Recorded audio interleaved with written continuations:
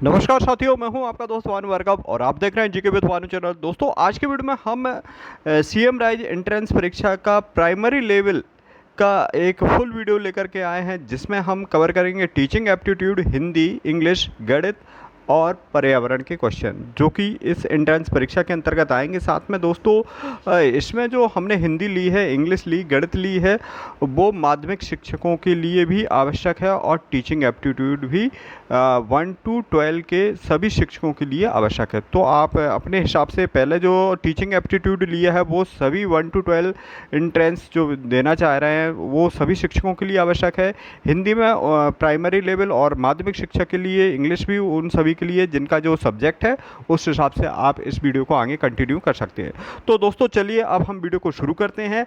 आप वीडियो को लाइक ज़रूर कर दीजिए, इससे हमें प्रोत्साहन मिलता है। और आपकी क्या क्वेरी है, क्या सवाल है, तो वो आप कमेंट्स बॉक्स में ज़रूर लिखिएगा। और दोस्तों, अगर आपने हमारे चैनल को सब्सक्राइब नहीं किया है तो ऐसे शिक्षा विभाग से संबंधित लेटेस्ट न्यूज़ और सीएम राइज स्कूल की तैयारी करने के लिए हमारे चैनल को सब्सक्राइब करना नहीं भूलिए। चलिए दोस्तों, अब हम वीडियो शुरू करते हैं। जैसा कि पहला क्वेश्चन दिख रहा है, निम्नलिखित प्रश्नों के उत्तर देने के लिए सबसे उचित विकल्प चुनिए। तो पहला क्वेश्चन है, एक अध्यापक की दृष्टि में कौन सा कथन सर्वोत्तम है? तो इसमें दिया है प्रत्येक बच्चा सीख सकता है। तो कुछ बच्चे सीख सकते हैं, अधिकतर बच्चे सीख सकते हैं, बहुत कम बच्चे सीख सकते हैं। तो एक अध्यापक की दृष्टि में कौन सा कथन सर्वोत्तम है? तो प्रत्येक बच्चा सीख सकता है, ये सबसे उत्तम इसका रहेगा। तो इसका आंसर क्या है? ए है।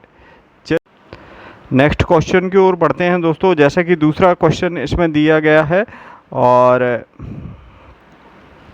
मधु गणित में कमज़ोर है। एक अच्छे अध्यापक की दृष्टि में उसके गणित में कमज़ोर होने का क्या कारण हो सकता है? प्रायः लड़कियां गणित में कमज़ोर होती हैं, उसके माता पिता अनपढ़ हैं, या उसके अध्ययन में रुचि नहीं है, या गणित शिक्षण की विधि त्रुटिपूर्ण है। आपकी दृष्टि में इसका आंसर क्या हो सकता है? तो मेरे हिसाब से तो गणित शिक्षण की विधि त्रुटियां होती हैं। बाकी इन चीज़ों को मैटर नहीं करता है कि उसे अध्यापन में रुचि नहीं है। हाँ, ये भी हो सकता है, लेकिन उसके माता पिता अनपढ़ और लड़कियां कमज़ोर होती हैं, ये तो बिल्कुल भी नहीं। तो सी या डी में से हो सकता है अधिकतर डी। तो इसका दोस्तों राइट आंसर है डी। गणित शिक्षण में की विधि त्रुटिपूर्ण हो सकती हैं, इसलिए मधु गणित में कमज़ोर है। एक अच्छे अध्यापक की दृष्टि में उसके गणित में कमज़ोर होने का कारण ये हो सकता है। नेक्स्ट क्वेश्चन की ओर बढ़ते हैं। अगला क्वेश्चन दिया, निम्नलिखित में सर्वोत्तम कथन कौन सा है? सर्वोत्तम कथन कौन सा है? एक अध्यापक के लिए व्याख्यान विधि का प्रयोग करता है, सदैव प्रदर्शन के माध्यम से सिखाता है, विद्यार्थी को सदैव सीखने के लिए प्रेरित करता है, और विद्यार्थी को सदैव अनुशासन में रखता है। तो दोस्तों, इसका जो राइट आंसर रहेगा वो विद्यार्थी को सदैव सीखने के लिए प्रेरित करता है। ये सबसे सर्वोत्तम कथन है। बाकी अब अगला देखते हैं, बच्चा किस प्रकार सीखता है?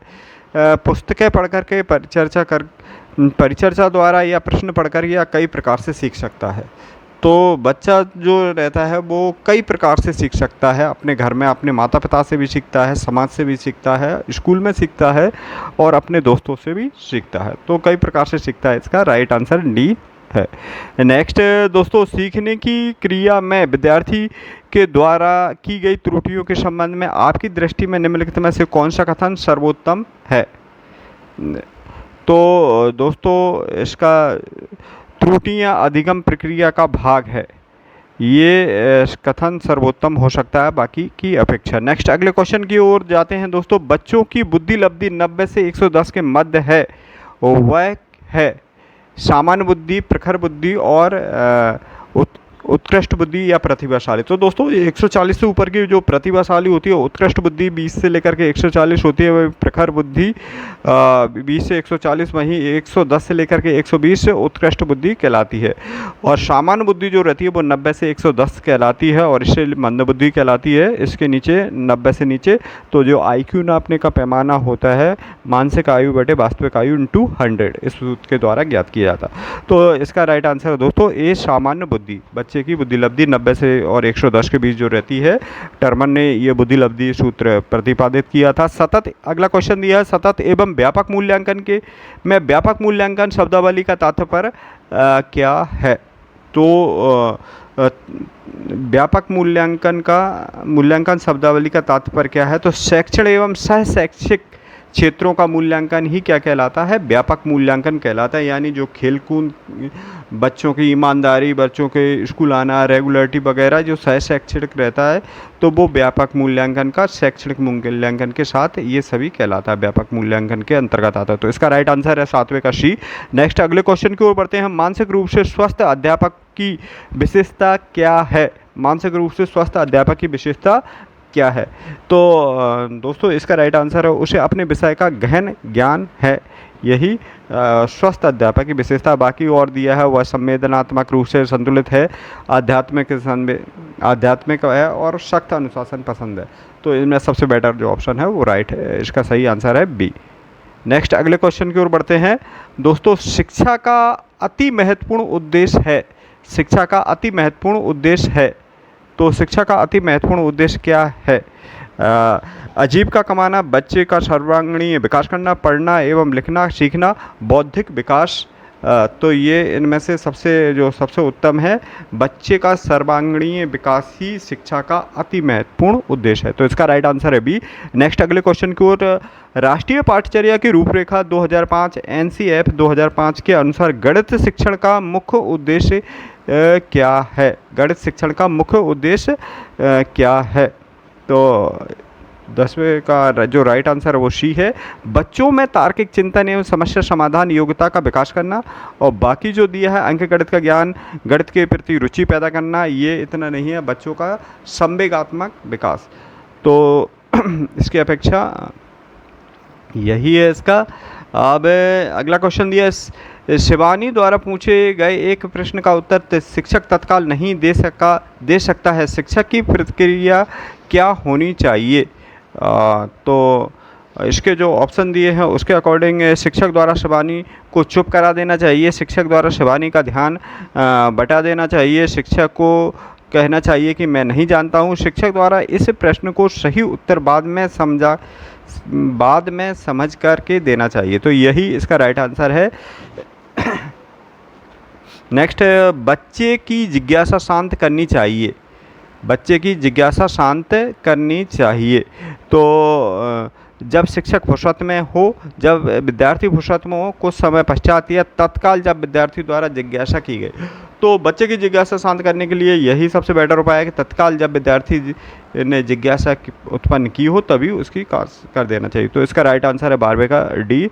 वही पुरस्कार एवं दंड है, सकारात्मक प्रेरक, स्वाभाविक प्रेरक, अर्जित प्रेरक या कृत्रिम प्रेरक।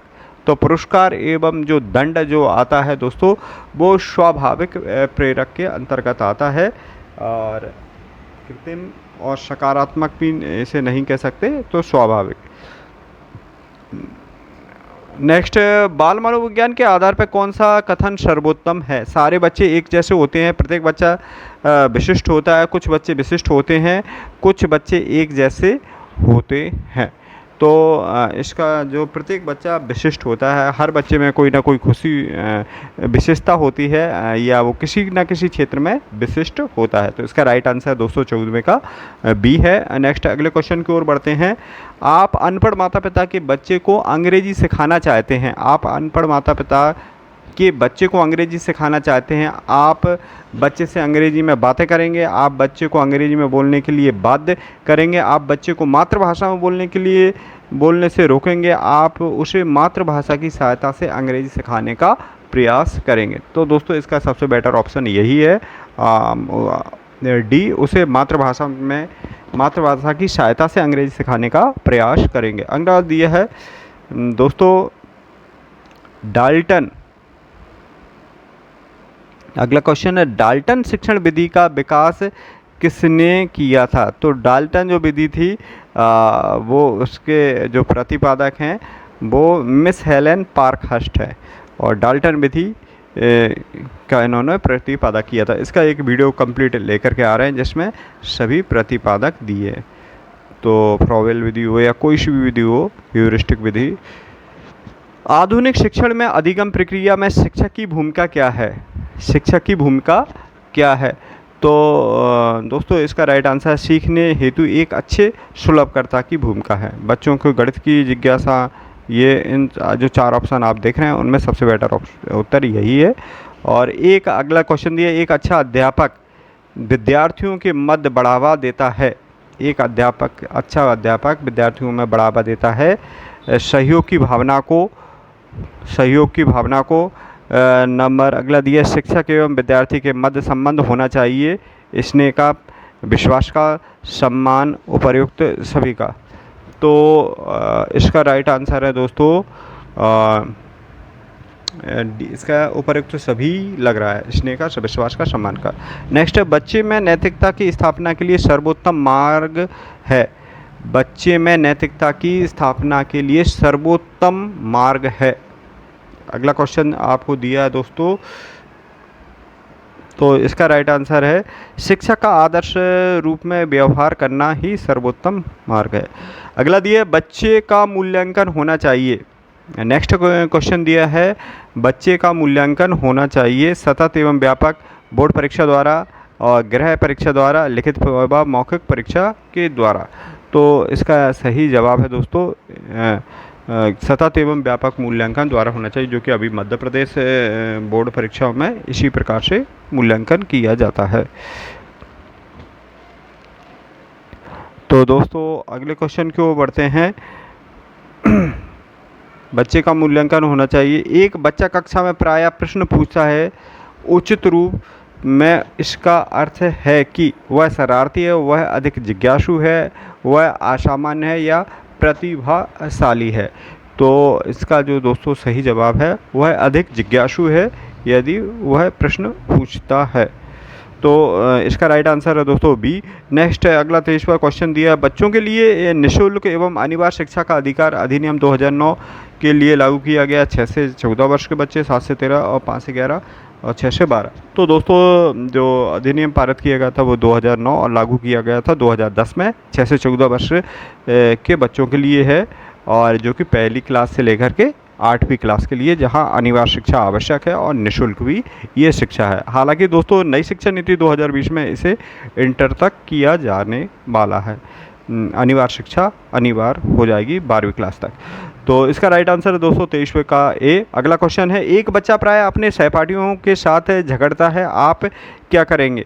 आप बच्चे को सज़ा देंगे, आप बच्चे को विद्यालय से निकाल देंगे, आप कारण पता लगाने का प्रयास करेंगे, उसे परामर्श देंगे, आप उसके माता पिता से शिकायत करेंगे।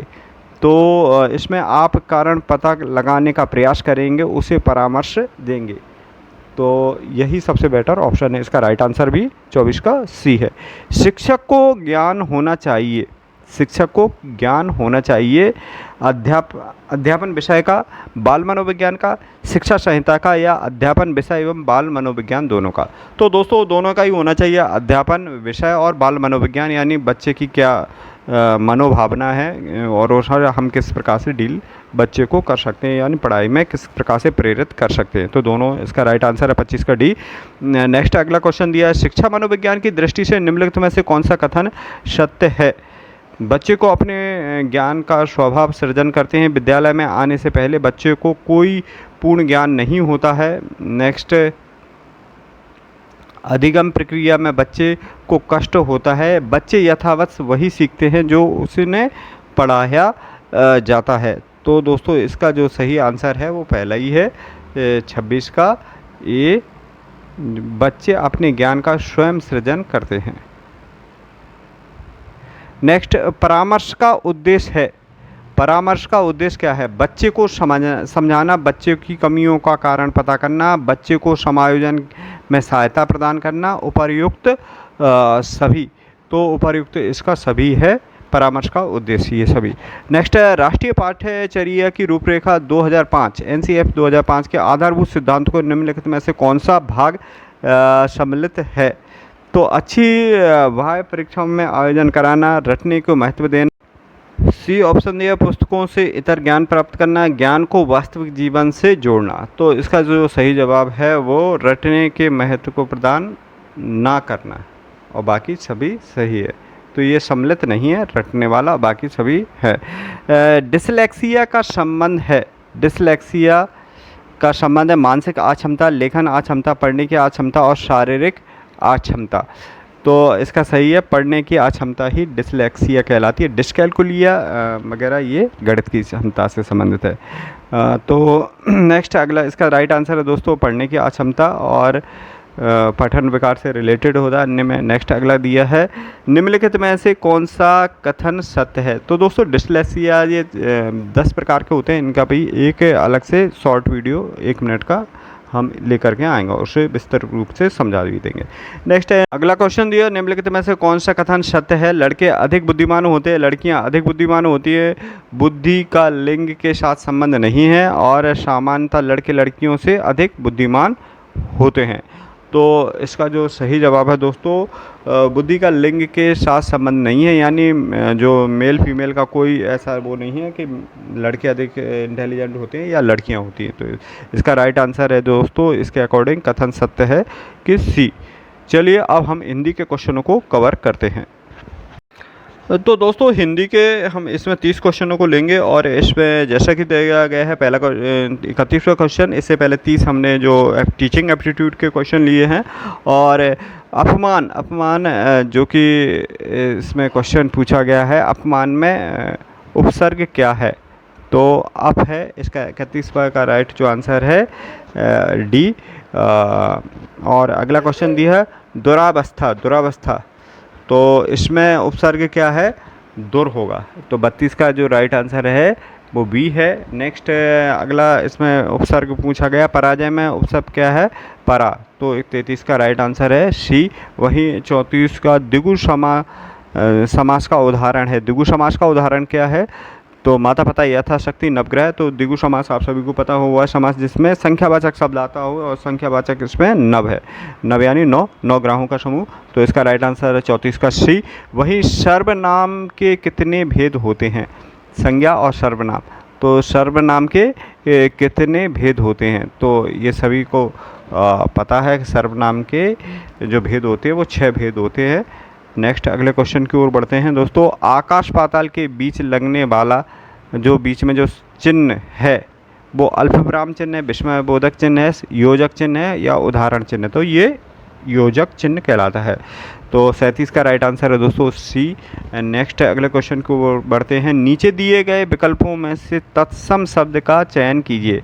आम्र, दूध, शहीद, खिड़की। तो तत्सम शब्द वो शब्द होते हैं जो संस्कृत के समान होते हैं, जैसा कि आम अगर इसमें होता तो वो तद्भव था, और आम्र दूध का यदि दुग्ध लिखा होता तो वो तत्सम कहलाता, और शहीद तो खिड़की, इन सभी में जो तत्सम है वो आम्र है, यानी ए 39 से। नेक्स्ट अगला 40वां क्वेश्चन दिए गए विकल्पों में से तद्भव शब्द का चयन कीजिए। तो मुँह, अग्नि, बैंक, अमीर। अब इसमें पूछा गया तद्भव शब्द कौन सा है, यानी जो संस्कृत जैसा नहीं है। तो तद्भव शब्द इसमें जो है वो मुँह है, और मुख अगर होता तो वो तत्सम कहलाता। तो इसका राइट आंसर है 40 का डी। नेक्स्ट, निम्नलिखित में से कौन सा शब्द सूर का पर्यायवाची नहीं है। दिनकर, रवि, यामिनी, अंशु, माली। तो सूर का पर्यायवाची नहीं पूछा गया है, तो इसका राइट आंसर है यामिनी इसका नहीं है, जो कि रात्रि का कहलाता है। नेक्स्ट दोस्तों अगला चलते हैं। मनोरथ का संधि विच्छेद होगा।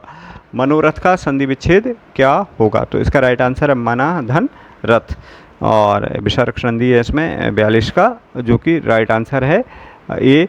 नेक्स्ट अगला कौन, विद्यार्थी का उदाहरण क्या है। और दोस्तों विद्यार्थी का उदाहरण है वृद्धि, स्वर संधि, गुण स्वर संधि, व्यंजन और दीर्घ स्वर्द विद्याधन अर्थी। तो दोस्तों इसका जो सही जवाब है वो दीर्घ स्वर्ग संधि है। दोनों में इधर भी आ रहा है विद्याधन अर्थी। दिग्भ्रमण उदाहरण है। दिग्भ्रमण उदाहरण किसका है। तो ये व्यंजन दिक धन भ्रमण के आ रहा, तो ये व्यंजन संधि का उदाहरण है। बिल्ली छत से कूद पड़ी, कौन सा कारक है। बिल्ली छत से कूद पड़ी। तो 45 का दोस्तों इसका जो राइट आंसर है अपादान से अलग, यानी छत से कूद गई, उससे अलग हो गई। पेड़ से पत्ते गिरते हैं से आ गया अपादान, तो इस पर अपादान कारक होगा, यानी डी और चलिए नेक्स्ट अगला क्वेश्चन देखते हैं। नीचे लिखे वाक्य में वाक्य के लिए एक शब्द बताइए जो युद्ध स्थिति स्थिर रहता है। चलिए देखते हैं, इसका राइट आंसर है 46वें का क्या है, तो इसका सही जवाब है युधिष्ठिर। नेक्स्ट है शिव कहते हैं जो शक्ति की उपासना करता है, जो शिव की उपासना करता है, जो विष्णु की उपासना करता है, जो किसी भी को उपासना नहीं करता। तो इसका राइट आंसर है जो शिव की उपासना करता है वो शैव कहलाते हैं, और जो वैष्णव कहलाते हैं जो भगवान विष्णु की उपासना करते हैं, वैष्णव धर्म को मानने वाले। तो इसका राइट आंसर 47 का बी है, शिव की उपासक कहलाते हैं। बाचाल कहते हैं जो जल्दी चलता है, जो जल्दी चाल ठीक ना हो, जो बहुत बोलता हो और जो चुप रहता हो। तो जो बहुत बोलता है वो क्या कहलाता है, बाचाल कहलाता है। श्याम धीरे धीरे चलता है, तो धीरे धीरे शब्द है, क्रिया विशेषण या इसमें से कोई नहीं। तो इसका जो सही जवाब है ये क्रिया विशेषण कहलाएगा, धीरे धीरे शब्द। वही अगला क्वेश्चन दिया है, जो 50 से 52 के क्वेश्चन वो निम्नलिखित शब्दों में से वर्तनी के अनुसार शुद्ध शब्द का चयन करना है। तो इसमें सबसे शुद्ध शब्द हमें छांटना है 50, 51, 52। तो 50 का जो सही जवाब है दोस्तों वो ये है अनुसैर्गिक। और दूसरे में जो 51वां का जो सही जवाब है दोस्तों बी अंताक्षरी, और 52 का जो सही जवाब है 52 का वो सुषमा, और बाकी की वर्तनी शुद्ध। तो ये शुद्ध वर्तनी थे। और नेक्स्ट है अगला 53 से 55 नीचे दिए गए शब्दों में दिए गए प्रत्येक शब्द में प्रयुक्त प्रत्यय दिए गए हैं, उनके विकल्पों से चुनिए। घुमक्कड़, डिबिया और भिक्षुक। तो इसमें क्या छांटना है दोस्तों, प्रयुक्त प्रत्यय दिए गए हैं। घुमक्कड़ में अक्कड़ आएगा, यानी 53 का क्या हो जाएगा, बी हो जाएगा। वहीं डिबिया में ईया आएगा, यानी ए। और भिक्षुक जो कि इसका क्या आएगा, भिक्षुक उक, यानी सी आएगा। भिक्षुक यानी प्रत्यय पूछा गया तो सी उक इसके अंतर्गत आएगा। नेक्स्ट अगला दिया है, निम्नलिखित में से कौन सा शब्द बादल का पर्यायवाची है।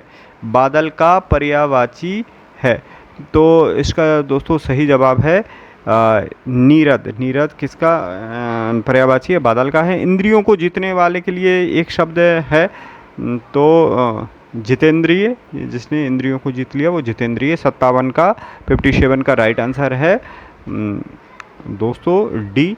वहीं 58 आप आ गए वाक्य में आह शब्द है, आह शब्द क्या है, तो अव्यय है ये। नेक्स्ट निम्नलिखित में से पुल्लिंग शब्द कौन सा है, नदी, पानी, इलायची, प्यास। तो इस बाकी सभी स्त्रीलिंग हैं, और पुल्लिंग इनमें से कौन सा है, आपको कौन सा लग रहा है दोस्तों, तो पानी लग रहा है। बाकी इलायची, प्यास बुझ गई, इलायची खाली, नदी बह रही है लेकिन पानी पी लिया बोलते हैं। तो ये पुल्लिंग कौन सा है, बी। पवन का संधि विच्छेद क्या है, पोधन अन। तो पवन का पोधन अन, यानी इसका राइट आंसर है सी। तो दोस्तों ये पार्ट 1 वीडियो है जिसमें हमने टीचिंग एप्टीट्यूड और हिंदी के क्वेश्चन लगाए। पार्ट 2 वीडियो में हम इंग्लिश और गणित लेकर के आएंगे, और इसका पार्ट 3 वीडियो में पर्यावरण के क्वेश्चन लेके आएंगे, जो कि सिर्फ प्राइमरी लेवल के टीचरों के लिए। पार्ट 3 वीडियो इसका सेकंड वीडियो है, जो कि प्राइमरी के साथ साथ में और उसके सब्जेक्ट माध्यमिक शिक्षा जिस सब्जेक्ट के हैं तो उनके लिए उपयोगी रहेगा। तो दोस्तों अन्य सब्जेक्ट के भी हम वीडियो लेकर के आ रहे हैं, आप इसी प्रकार से हमारे चैनल पर बने रहिए। मिलते